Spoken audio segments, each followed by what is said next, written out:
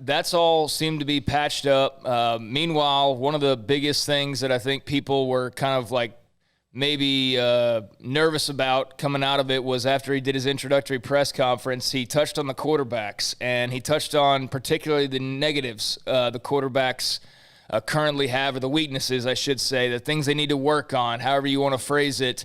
And he did not, have any lack of I don't even call it criticism because that just sounds like it's too negative, but did not have any lack of pointers for this group of quarterbacks. I mean, he pretty much laid it out there. He did not mention Kyron Drones, but he did mention Blake Shapen. He mentioned Jacob Zeno. He mentioned Gary Bohannon and things they all need to work on. For Shapen, it sounded more or less just like, don't let mistakes beat you twice.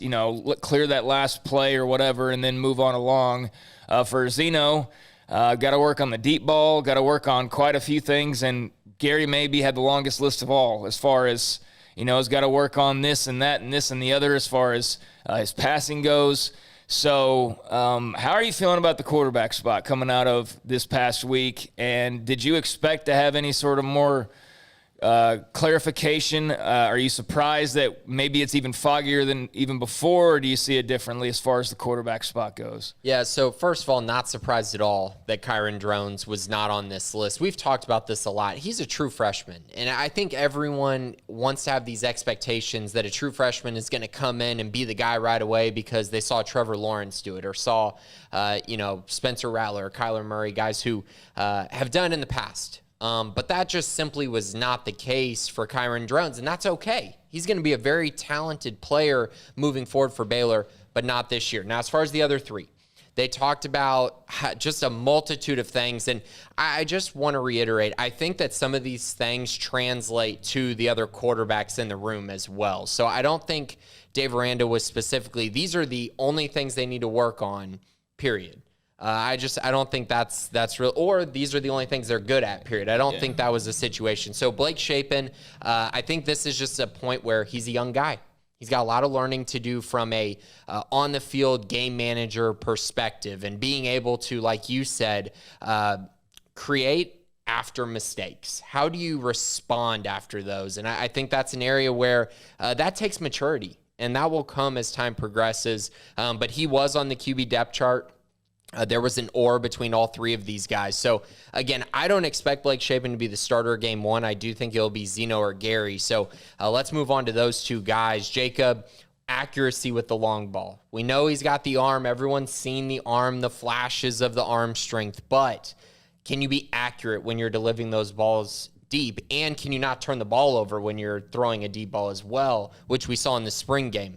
Those are things that he definitely has to work on. The other part about it was the leadership aspect. And I think this is one of those things coming into the offseason that I think people kind of took for granted with Gary, because this is an area that Gary has excelled at since day one, is being a leader of the team, a guy who's very assertive in that role. And I think that's an area they want to see Jacob take a big step in to really claim that number one spot. He needs to be the leader of all the guys on this roster. And obviously, Dave Aranda thinks he's not quite there yet. Now, as far as Gary goes, you mentioned long list, a lot of it, quick rhythm passing game, the ability to drop back in the passing game. Those are some areas he needs to work on. And then making proper reads. And I think that's something we've talked about for him for a long time. We saw it in his very first spring game, the inability to make reads.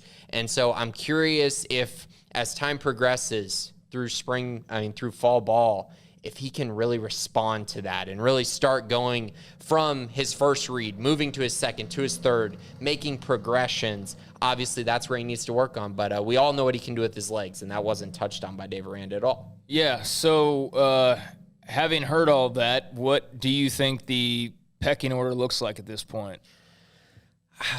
I truly think it's a 1A, 1B with Jacob and Gary right now. I don't even know who I would put as the 1A.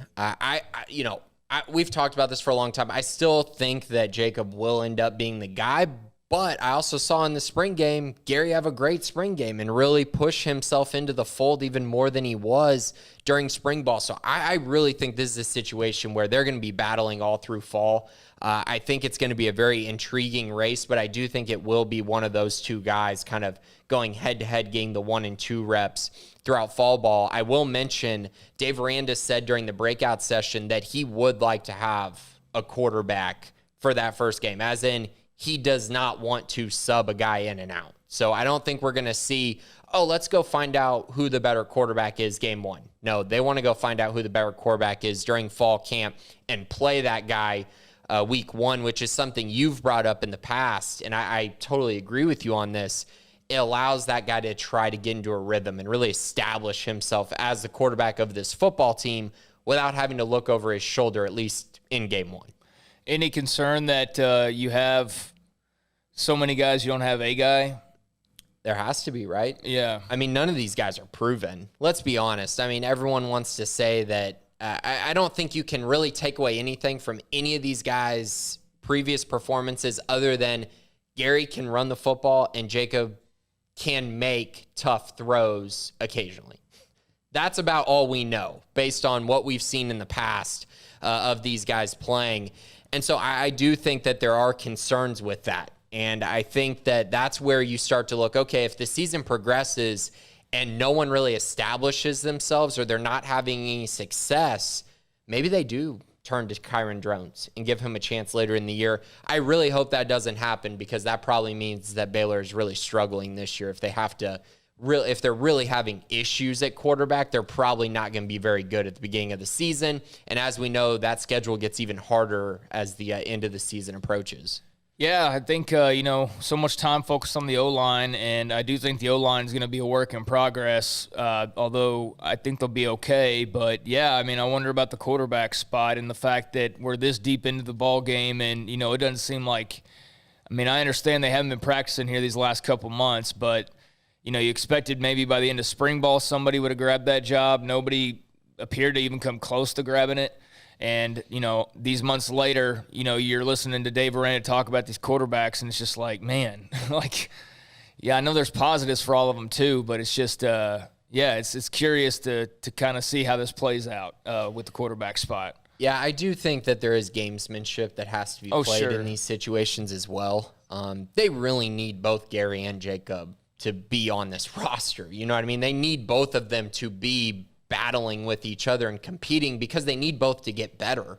I mean, they really do. And I think when quarterbacks especially get comfortable, that's when you have to worry. And I think it's actually a really smart approach that they're keeping all three of these guys on their toes and making sure that, hey, y'all have to earn this. And we're going to make sure that we get the best product on the field for game 1 by pushing y'all throughout fall ball. So, I mean, I could honestly see this taking up all the way until the game against Texas State. Maybe that first depth chart that comes out, we get some clarity. Hopefully there's not that dreaded or going into that game because no one wants to see that anymore. There were too many of it on the first depth chart.